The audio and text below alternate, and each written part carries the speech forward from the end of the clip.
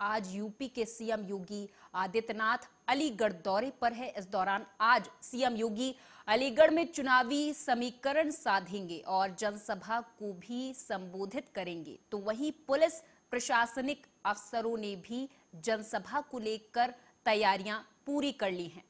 तस्वीरों के माध्यम से आपको दिखा रहे हैं, विशाल जनसभा होने वाली है। सीएम योगी पधारने वाले हैं, यहां पर आने वाले हैं। अलीगढ़ दौरे पर आज रहेंगे सीएम योगी। विशाल जनसभा यहां पर संबोधित करेंगे सीएम योगी। उसके लिए सभी तैयारियां पूरी कर ली गई हैं और सीएम योगी का अलीगढ़ दौरा भव्य रहे, इसके लिए पुलिस और प्रशासन भी मुस्तैद है।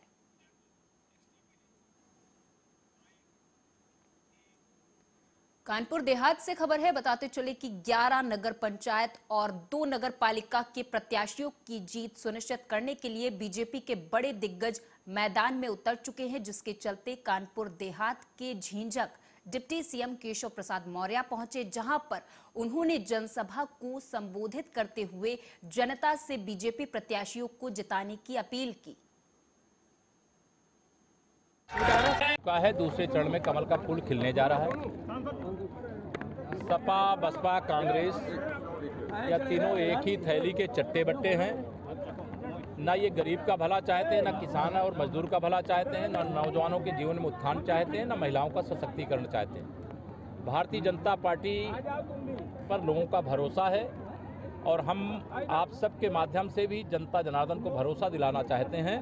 उनके भरोसे को टूटने नहीं देंगे और जो अपेक्षा के अनुसार वो कमल खिलाएंगे उससे अच्छा करके नगर निकायों के माध्यम से भी हम दिखाएंगे और जनता ट्रिपल इंजन सरकार बनाने के लिए आगे बढ़ चुकी है। अखिलेश यादव ने आरोप लगाया है कि लगातार बूथ कैप्चरिंग कर रही है बीजेपी और शासन से मिलकर कर रही है। एडवांस में चुनाव में पराजय की स्क्रिप्ट तैयार कर रहे हैं वो, कि हारने के बाद क्या बोलेंगे, तो कहेंगे बूथ में कब्जा करा लिया।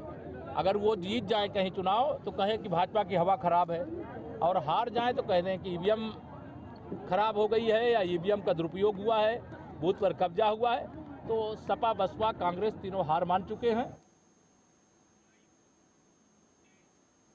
कन्नौज में डिप्टी सीएम ब्रजेश पाठक ने बीजेपी प्रत्याशियों के लिए वोट मांगा है। ब्रजेश पाठक ने जनसभा को संबोधित करते हुए बीजेपी के विकास कार्यों का हवाला दिया और समर्थन मांगा। इस दौरान समाजवादी पार्टी पर भी डिप्टी सीएम ने निशाना साधा है।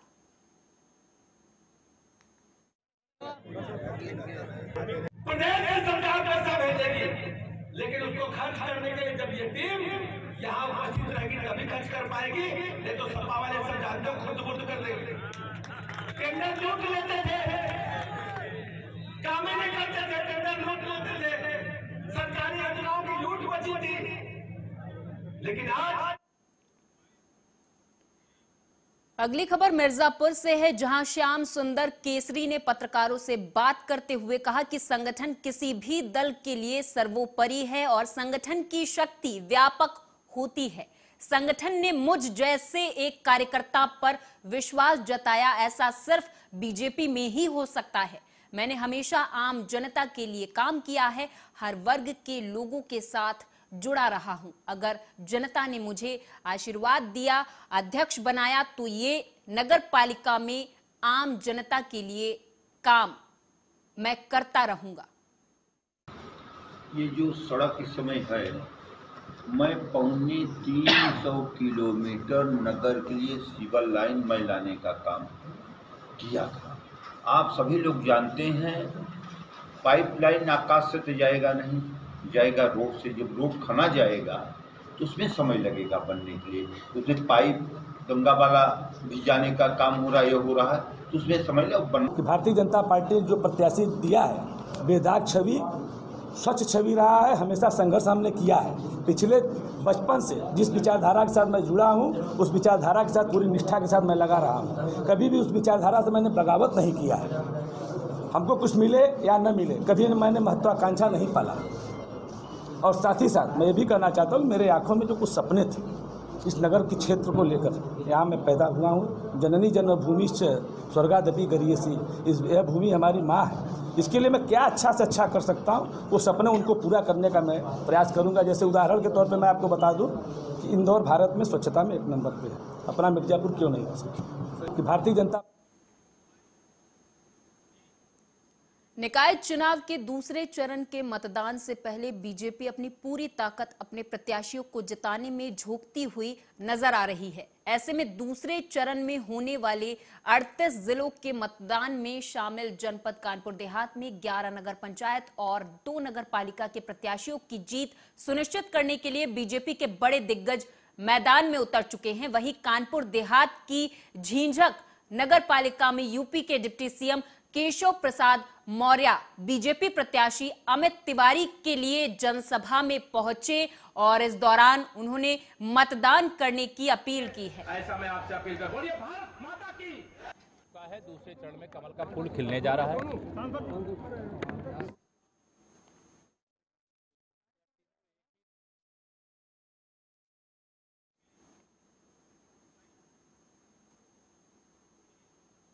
आम आदमी पार्टी और यूपी प्रभारी और राज्यसभा सांसद संजय सिंह अयोध्या पहुंचे। यहां उन्होंने नगर पंचायत बीकापुर के चेयरमैन पद के प्रत्याशी इमरान अहमद और गांधी पार्क अयोध्या नगर निगम से मेयर प्रत्याशी कुलभूषण साहू और कई पार्षद उम्मीदवारों के समर्थन में जनसभाएं की।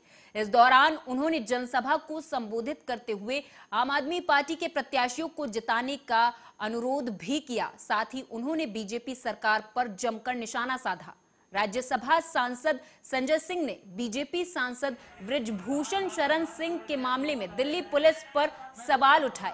उन्होंने कहा कि दिल्ली पुलिस ने अभी तक जांच शुरू क्यों नहीं की। कई दिन हो गए मुकदमा दर्ज हुआ, लेकिन अभी तक किसी से भी दिल्ली पुलिस ने पूछताछ नहीं की है। तो जांच कौन करेगा? दिल्ली पुलिस करेगी। जांच शुरू तो करे। जांच किया उन्होंने। इतने दिन से एफआईआर हुई, कोई पूछताछ की किसी को बुला के? आपको जानकारी हो, आप मीडिया के व्यक्ति हैं, किसी एक व्यक्ति पूछताछ की हो तो नाम बताएं। किसी एक व्यक्ति से पूछताछ की हो, कुछ बयान दे सकते हैं मंत्री जी, बता सकते हैं कि हाँ इन लोगों, नाम ना लें क्योंकि नाम लेना तो इस मामले में ठीक नहीं है।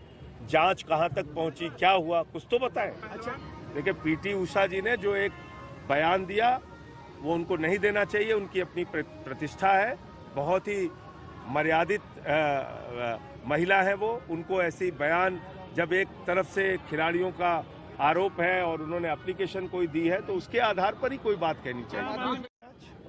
मैं तो पहले दिन से कह रहा हूं। 3 दिन पहले क्या किया उन्होंने? मुझे लिख के दिया कि संजय सिंह जी गलती हो गई, चार्जशीट में आपका नाम लिख दिया। चिट्ठी आई ना, लेकिन 3 जगह सुन तो चिट्ठी आई, वो पढ़ा है आपने? चार्जशीट में 3 जगह आपका नाम है। एक जगह कमिश्नर के नाम पर, आयुक्त कमिश्नर के नाम पे आपका नाम लिखा है, अनिल सिंह की जगह संजय सिंह। बहुत बढ़िया, आप इसका जवाब सुनिएगा पूरा ध्यान से। 3 जगह नाम लिखा है आपने कहा। उन तीनों जगहों पे जो नाम लिखा है उसमें कोई अपराध बनता ही नहीं था। जिन मुद्दे पे उन्होंने नाम लिखा है वहां उन्होंने लिखा कि संजय सिंह के डायरेक्शन पे मनीष सिसोदिया ने शराब की दुकान का ट्रांसफर किया। अब वो क्या कह रहे हैं? नहीं साहब, राहुल सिंह के डायरेक्शन। सरकार और जनप्रतिनिधियों से संघर्ष करने वाले बर्तन व्यवसायी हरिओम कसेरा मिर्जापुर से पालिका अध्यक्ष के लिए निर्दलीय प्रत्याशी बन गए। बर्तन व्यवसायी आड़ती और व्यापार करने वालों के लिए काम करने की ललक और जज्बे के साथ चुनाव मैदान में है। बता दें कि प्राचीन समय से मिर्जापुर कसरहट्टी बाजार मेटल बर्तनों का केंद्र रहा है। कसेरा समाज ही मेटल बर्तनों को बनाता है।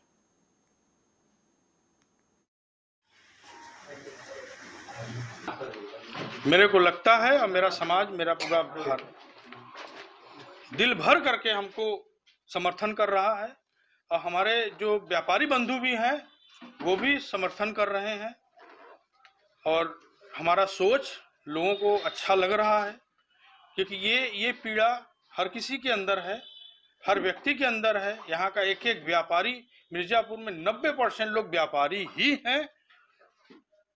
उनकी सोच कहीं न कहीं हमसे मिलान कर रही है। उनके अंदर जो पीड़ा है मेरी पीड़ा से मिलान कर रही है। उनको लगता है कि हमारा ये बदलाव होना चाहिए, हमारे मिर्जापुर का बदलाव होना चाहिए। जहाँ पर इतने बड़े बड़े दल हैं, भाजपा है, सपा है, बीएसपी है, वहाँ अपने आप को अब कहाँ पाते हैं? मैं दलों से पीछे पाता हूं अपने आप को।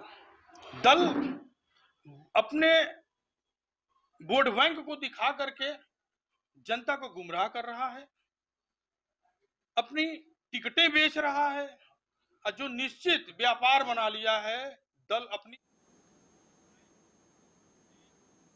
मुरादाबाद से खबर है, बताते चले कि यूपी के मुरादाबाद के जिला अस्पताल से ऐसी तस्वीरें सामने आई हैं जो कि अस्पताल के डॉक्टर की पोल खोल रही हैं। दरअसल मुरादाबाद के जिला अस्पताल के रूम नंबर 22 का ये मामला है। यहां एक पीड़ित टीवी की जांच कराने मुरादाबाद अस्पताल पहुंचा था। कई दिन चक्कर लगाते हुए हो गए लेकिन नंबर नहीं आया।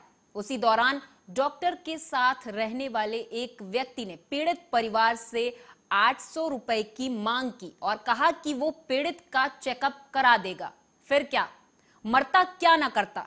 पीड़ित ने दूसरे ही दिन उस व्यक्ति को 800 रुपए दे दिए, लेकिन व्यक्ति का लालच और बढ़ता चला गया।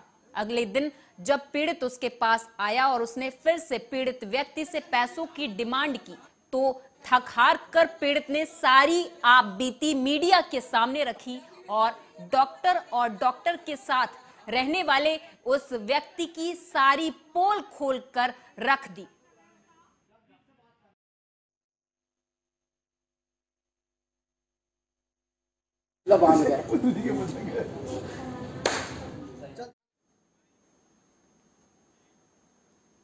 मुरादाबाद में जिलाधिकारी शैलेंद्र कुमार सिंह की अध्यक्षता में गेहूं खरीद के संबंध में मिलर्स के साथ कैंप सभागार में बैठक संपन्न हुई। बैठक में जिलाधिकारी ने संबंधित अधिकारी को निर्देश दिए कि गेहूं के अवैध संचरण पर रोक लगाई जाए और गेहूं खरीद और कार्यवाहियों के संबंध में उनको नियमित रिपोर्ट उपलब्ध कराई जाए।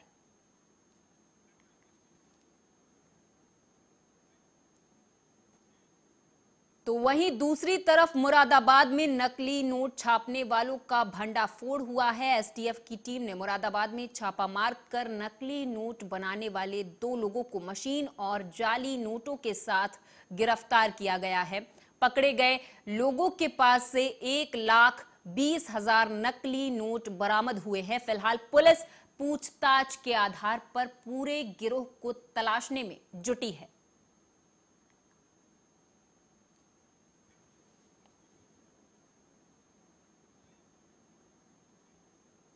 मुरादाबाद में दूसरी तरफ पुलिस प्रशासन पूरी तरह से सख्त है। निकाय चुनाव को लेकर अधिकारी लगातार निर्वाचन क्षेत्र और कंट्रोल रूम का दौरा कर रहे। इसी कड़ी में जिलाधिकारी और जिला निर्वाचन अधिकारी शैलेंद्र कुमार सिंह और वरिष्ठ पुलिस अधीक्षक हेमराज मीना ने मतगणना स्थल और कंट्रोल रूम मंडी समिति का निरीक्षण किया है।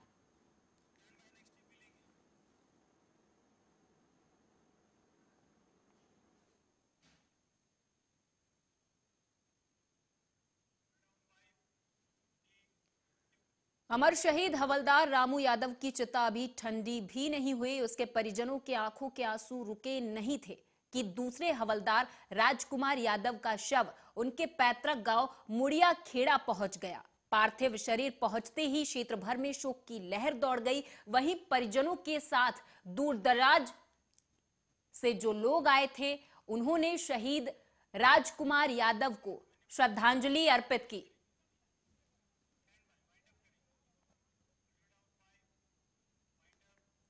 और इसी के साथ इस खास पेशकश में मेरे साथ बस इतना।